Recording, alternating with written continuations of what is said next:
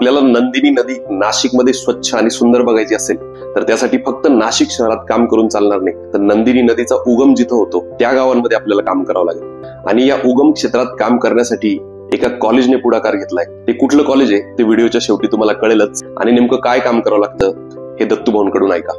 नंदिनी नदीचं जे उगम स्थान आहे सुपात्या डोंगर, त्याची ही पश्चिम दिशेकडील बाजू आहे। एक महत्वाची स्ट्रीम्स या दिशेने वाहते।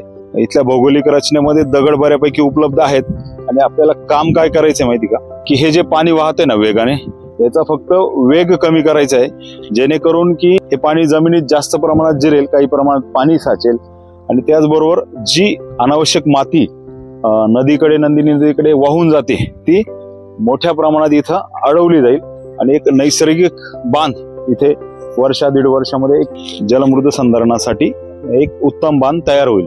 आणि हे काम करण्यासाठी ज्या कॉलेजने पुढाकार घेतलाय त्या कॉलेजचं नाव आहे Amity's school of architecture and interior design, जे गोवर्धन मध्ये आहे।